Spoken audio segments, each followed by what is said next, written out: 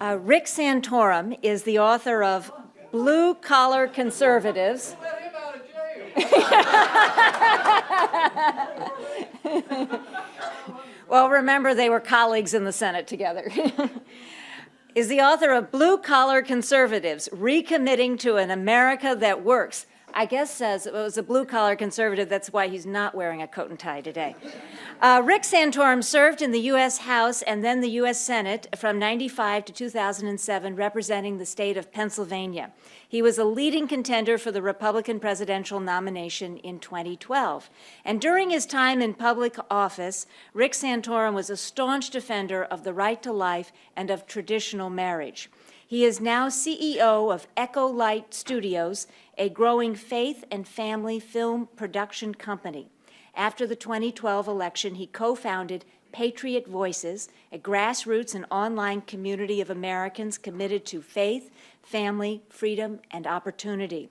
His other book is It Takes a Family and American Patriots Answering the Call to Freedom. Please welcome former Senator Rick Santorum.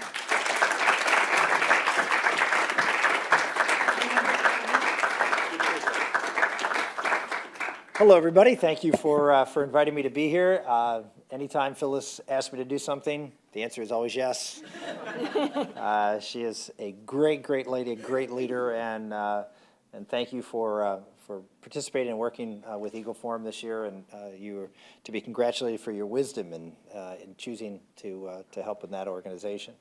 Let me mention a couple things. First off, I'm going to be back here next month in this room to I guess you could say premiere in Washington our next movie. We are Echo Light Studios, a movie production distribution company. We make feature-length motion pictures. We've done a couple of films already that are out. One was called The Christmas Candle. It was out at Christmas time. One was we just a couple months ago released to a Hallmark movie channel, which is called The Redemption of Henry Myers.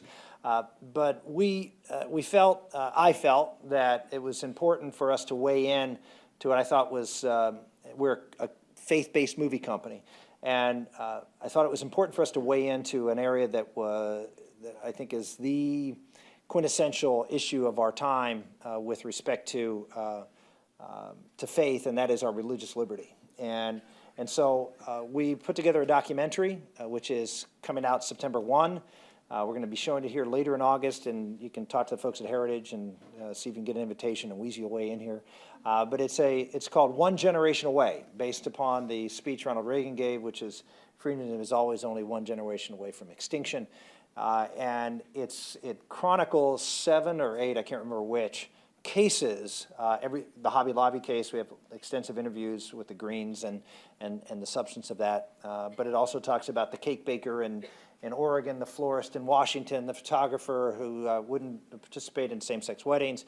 We have military chaplain issue. We have, in education, we have someone who was kicked out of Eastern Michigan because of her beliefs, religious beliefs. So it's a great chronicle of what's going on. We have some fabulous people engaged in it. Robbie George is in it. Jennifer Marshall is probably the leading spokesperson in this. She's in that movie quite a bit. We have Mike Huckabee, me, and a whole host of other, really, Eric Metaxas. It's great. But the other thing is we have the other side. We have Barry Lynn from, and then we have the Southern Poverty Law Center. We have Freedom from Religion.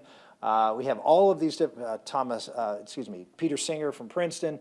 These folks are all in there letting you know their worldview. And I think it's really important to see them uncut what they believe in. So that's one of the things we're going to be launching, and we'll be taking that out to, we're not going to take, a little different way of showing our movies, where we've decided not to premiere our movies in theaters anymore, that we are going to premiere our movies in churches. Because churches now have the ability to be theaters, a lot of them. And instead of encouraging pastors and people to go to get their congregants to go to the theater, we're going to have them be the theater and the center of culture instead of sending them to the theaters and making Hollywood a lot of money, we'll hopefully make the church and us a lot of money by showing it. So if you belong to a church and we call it Echo Light Cinemas, and you want to get your church to be involved in that, we would encourage you to go to echolightcinemas.com and do just that. Let me talk about the subject that's on the title there, because I've been doing a book tour for the last couple of months about this issue of what I call blue-collar conservatives. And when I ran for election in 2012, we did very well, contrary to what every expert said would happen. We were, I think, given the least of all these, odds, they have odds makers. We were at the bottom. No one had a lower chance of being the Republican nominee when this all started than me. And yet at the end, we were right there, and actually we're leading the race at one point after Missouri, Colorado, and Minnesota. When we won those 3 states, we had an opportunity to actually even potentially steal the election away, even though we were being outspent 6-7 to 1. And people would say, well, it's because he was the conservative alternative, and he had a strong base among evangelical Christians, and that's what was making the difference. But it really wasn't what was making the difference. Certainly that being the conservative alternative to Romney was a good thing, but what was really making the difference, and what we found over time was making the difference, was the message that I was delivering out there across the country. And the message was a message focused on workers, focused on you might call it economic populism, but it was a message focused on the people in America who are being left behind by the economy today. 70% of Americans do not have a college degree. 70% of Americans who are in their 30s don't have a college degree. It's not changing. That number has been fairly constant. In fact, it may be going down. And the reason it may be going down is because of the enormous expense of a college education. And so you have 70% of America who doesn't have a college degree, and yet if you listen to both political parties, I might add, you hear the emphasis on technology and on the new economy and all these things, and if you look at 70% of Americans, they don't necessarily see themselves as part of that picture that's being painted by either political party. The Democratic Party, give them their due. They at least pay attention to these voters, not in a way that I think is particularly helpful to the voters, because what they want to do is simply redistribute wealth and send money.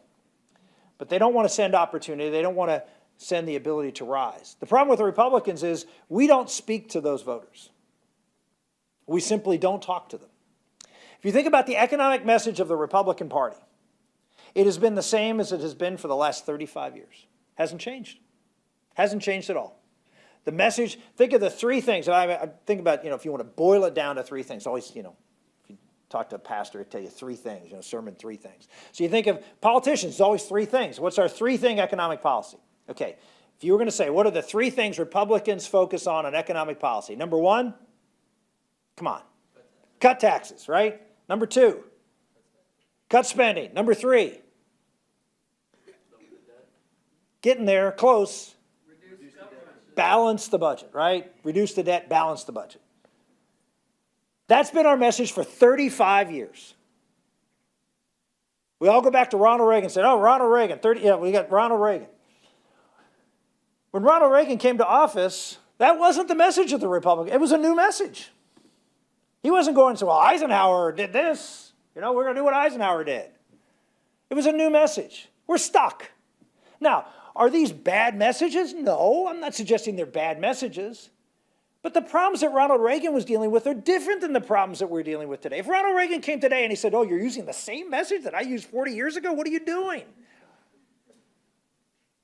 Why haven't you looked at America and see a very different America that we had 40 years ago? Of course, it's very different.